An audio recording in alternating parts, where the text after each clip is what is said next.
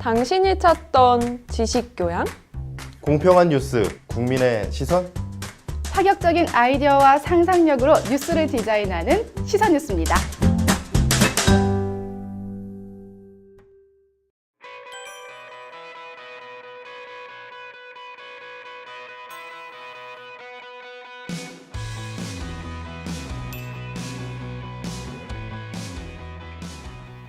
네, 상담 코너입니다. 화물운송 종사 자격증 문제를 기출 문제 같은 것을 함께 풀어보는 시간을 가져보고 있는데요. 이번 주도 어김없이 문제를 준비해 봤습니다. 우선 안전 운행에 관한 사항들에 대한 문제를 좀 모아봤어요. 그동안은 저희가 너무 정말 기초적인 것만 알려드렸죠. 그래서 너무 쉬운 것만 하는 거 아니냐. 어려웠는데. 그렇게 생각하실 수도 있는데 이번 주부터는 조금 주제를 나눠서 이렇게 문제를 풀어보도록 할게요. 말씀드린 것처럼 안전 운행에 관한 문제거든요. 먼저 문제 읽어볼게요. 네. 잘 들으셔야 돼요. 첫 번째입니다. 다음 중 고속도로 운행 제한 차량에 대한 기준으로 틀린 것은? 이에요. 그러니까 운행 제한 차량은 맞는 거겠죠? 맞는 것과 틀린 것을 고르시면 됩니다. 제가 헷갈리는 건가요, 지금? 벌써 헷갈려. 1번, 차량의 축 하중이 10톤을 초과하는 것. 2번, 차량 총 중량이 30톤을 초과하는 것.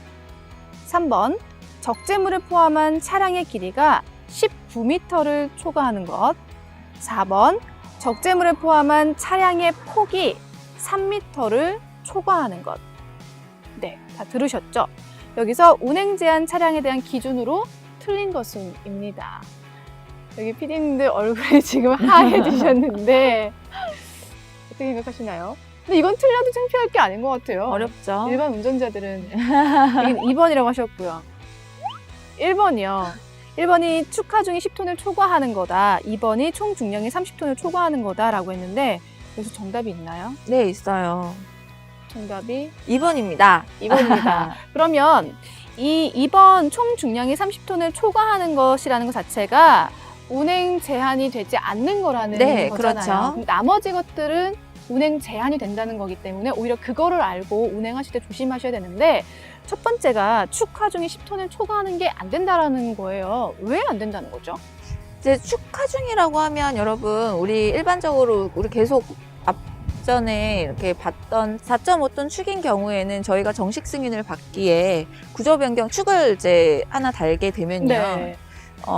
정식 승인은 그러니까 구조 변경 신청을 해서 승인을 받는 게 8.5톤으로 저희는 등록을 시키거든요.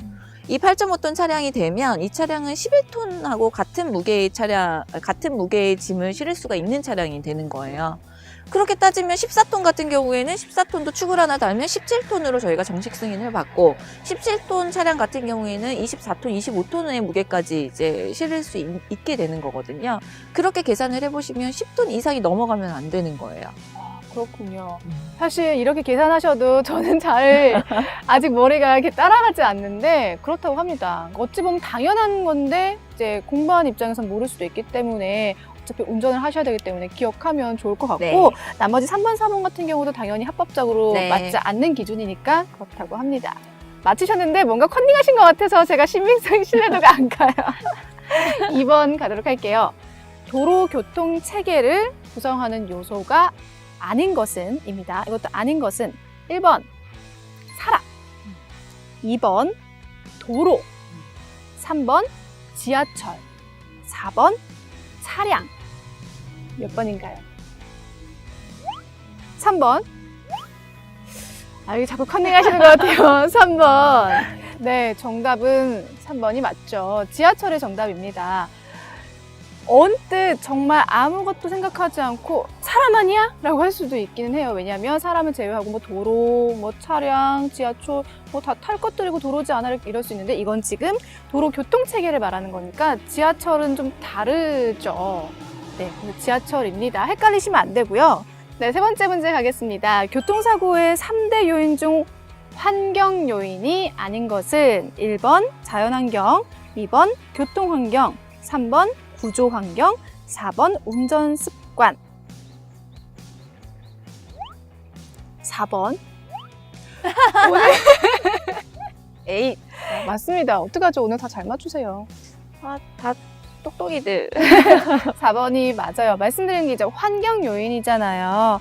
뭐 자연 환경이나 교통 환경이나 이제 이런 구조 환경인 환경 요인에 해당이 되지만 본인의 운전 습관은 정말 너무나 말 틀리죠. 그대로 너무나 다른 범주고요. 이거는 환경적인 요인이라기보다는 본인의 그렇죠. 그런 요인이기 때문에 당연히 정답은 4번이었습니다. 1번을 제외하고 지금 너무 또 쉬운 게 아니냐라고 생각할 수 있는데 이게 실제로 다 기출 문제예요, 여러분. 엄청 고민하실걸요, 막상 보시면. 그러니까 쉬운 거일수록 한 번 더 복습을 한다 생각하시고 이제 마지막 문제입니다. 이거 잘 들으셔야 돼요. 일단 길어요. 시력에 관한 거예요. 사실 저는 되게 헷갈렸어요. 기억이 안 나더라고요. 궁금해. 빨리 말해주세요. 네, 하나씩 더 같이 한번 풀어볼까요? 네. 네, 우리나라 도로교통법령에 정한 교정 시력에 대한 설명으로 옳지 않은 것은입니다. 1번, 제1종 면허에 필요한 시력은 두 눈을 동시에 뜨고 잰 시력이 0.8 이상이어야 한다.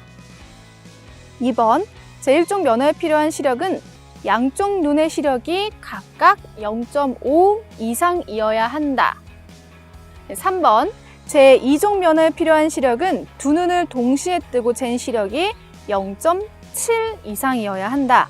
4번, 제2종 면허에 필요한 시력은 한쪽 눈을 보지 못하는 사람의 경우 다른 쪽 눈의 시력이 0.5 이상이고 시야가 150도 이상이어야 한다. 헷갈리시죠? 보셨죠, 이거? 보신 것 같은데. 저도 4번이요. 네, 맞아요. 4번이 맞습니다. 근데 사실 저도 정답이 4번이라는 거는 문제를 읽었을 때 느낌이 있었지만 지금 우리가 중요한 거는 4번을 고르는 게 아니라 1, 2, 3번에 대한 기억을 하는 게 네. 중요한 것 같아요. 왜냐하면 이거는 맞는 내용이기 때문에 다른 문제에서 어떻게 나올지가 모르거든요. 그럼 다시 한번 이거는 정리를 한번 해보도록 할게요. 1종 면허는 두 눈을 동시에 뜨고 쟀을 때 0.8 이상이 되어야 한다고 합니다. 그러니까 기억하시고요. 근데 또 2번이 똑같이 1종 면허였잖아요. 두 눈을 같이 떴을 때 0.8 이상이 되는 동시에 한쪽 시력이 몇이 돼야 된다? 0.5 이상.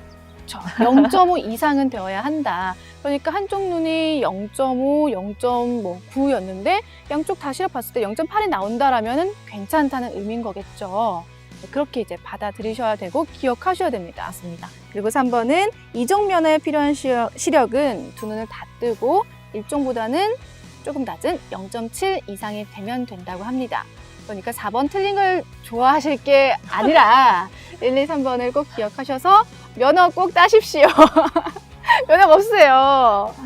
면허 시험에 도움이 되시길 바랍니다. 오늘도 이렇게 기출문제 4가지를 풀어봤는데 그래도 하나씩은 많이 알고 있는 내용이지만 충분히 알아둬야 하는 내용 맞죠? 저는 볼 때마다 저도 헷갈리고 이게 무슨 말을 하는 건지 도대체 뭘 물어보는 거니? 라고 합니다. 알겠습니다. 오늘은 안전 운행에 관한 사항들에 대해서 기출문제를 한번 알아봤고요. 저희가 다음 상담 코너에서는 또 다른 것에 대해서 한번 알아보도록 할게요. 그럼 저희는 다음 시간에 찾아뵙도록 하겠습니다. 시청해주신 여러분 고맙습니다. 안녕.